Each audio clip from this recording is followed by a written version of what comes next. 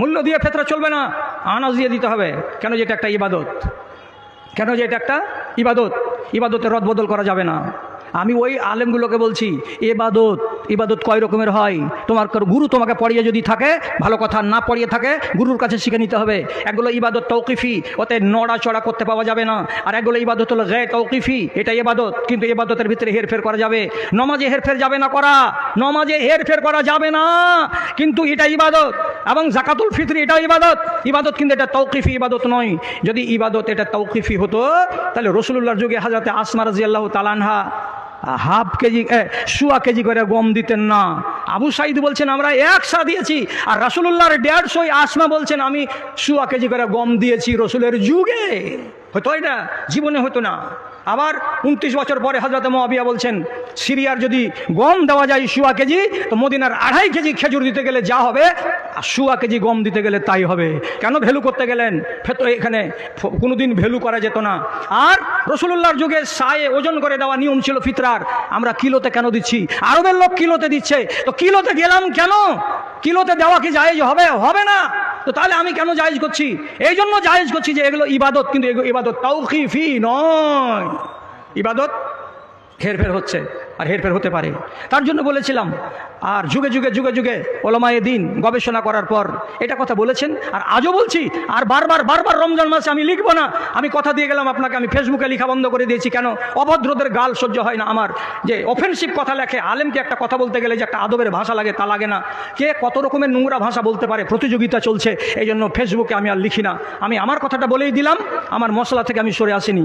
আপনার যদি অসুবিধা থাকে, আপনার কোনো রকমের যদি অসুবিধা থাকে, আপনার দেশের ফকিরদের যদি কোনো অসুবিধা থাকে, তাহলে পরে আপনি টাকা দিয়ে দেবেন। আর না হলে সর্বোত্তম পন্থা হচ্ছে আনাজ দিয়েই দেয়া। লড়াই আছে, কিয়ামত পর্যন্ত লড়াইটা থাকবে।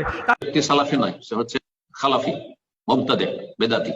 যে ব্যক্তি সুন্নত বাদ দিয়ে সব সময় জায়েজ খুঁজে, উদ্দেশ্য হচ্ছে জায়েজ খুঁজে, মানে এই নয় যে জায়েজ। আমাদের দেশের মৌলভী সাহেবরা, তাদেরকে আলেম বলা ভুল কথা আসলে।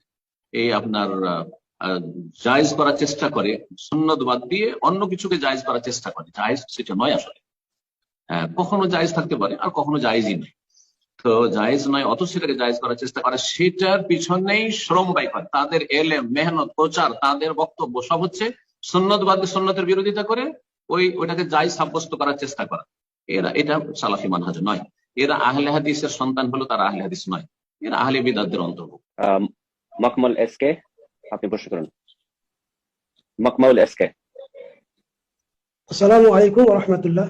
আসসালামু রাহমাতুল্লাহি ওয়া বারাকাতুহু। জি বলেন। বলছি যে যে কোনো ব্যক্তি সুন্নাতের জায়গায় জায়েজ খুঁজে, সেই ব্যক্তি সম্পর্কে জানা। যে আমাদের একজন পশ্চিমবাংলার একজন ব্যক্তি আছেন, তো প্রত্যেকটা ক্ষেত্রে সুন্নাতকে বাদ দিয়ে জায়েজকে প্রচার করেন। যেমন আমাদের সময় হোম সিজন সাদকাতুল ফিতর নিয়ে, তো যেভাবে টাকা জায়েজ নিয়ে যেভাবে প্রচার করেন, মনে হচ্ছে যুদ্ধ করে। তো সেই ব্যক্তি সম্পর্কে আমার জানা। এবং আরো অনেক সালাফি আলেমদেরকে কটূক্তি করে থাকে, কোন বক্তব্যের মধ্যে যদি ভুল করে তো ক্রস চিহ্ন দিয়ে তাকে দাগ দিয়ে তাকে বাতিল করে। তো সেই ব্যক্তি সম্পর্কে আমার জানা।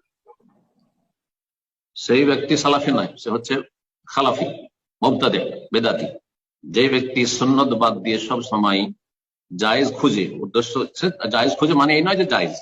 ধরেন ফিতরা দিতে হবে, উদাহরণস্বরূপ যেমন যেদিকে ইঙ্গিত করেছে, ফিতরা দিতে হবে খাদ্যদ্রব্য দিয়ে, কেউ টাকা দিয়ে দিচ্ছে, আর সুন্নত বাদ দিয়ে সে জায়েজ কাজ করছে, এমন নয় না জায়েজ কাজ করছে, সেটা জায়েজ নয়। সেটা তার কাছে জায়েজ, কারণ সে হাওয়ার অনুসরণ করে, কুপ্রবৃত্তির অনুসরণ করে, সে দলিলের অনুসারী। কথা বোঝা গেছে? না হলে কোন একজন সাহাবী খাবার না দিয়ে পয়সা দিয়েছেন শুধু প্রমাণ করে, তাহলে দলিল কোথায় হলো? নবী সাল্লাল্লাহু আলাইহি ওয়াসাল্লাম থেকে কোনো দলিল দিতে পারলেন না, কোন একজন সাহাবী থেকে দলিল দিতে পারলেন না।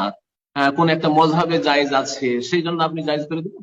হ্যাঁ, মযহাব তো আল্লাহর ওহী না, মযহাব হচ্ছে ইজতিহাদ আলেমদের। যেমন আপনার মত, তেমনই মযহাবের মত। দলিল যদি থাকে তো আহলান ওয়া সাহলান সেই মযহাবের, আর সেই মযহাবের ফতোয়া দলিল না থাকে তাহলে সেই মতটি পরিত্যক্ত। সুতরাং যেসব আমাদের দেশের মৌলভী সাহেবরা, তাদেরকে আলেম বলা ভুল কথা আসলে। এই আপনার জায়েজ করার চেষ্টা করে, সুন্নত বাদ দিয়ে অন্য কিছুকে জায়েজ করার চেষ্টা করে, জায়েজ সেটা নয় আসলে।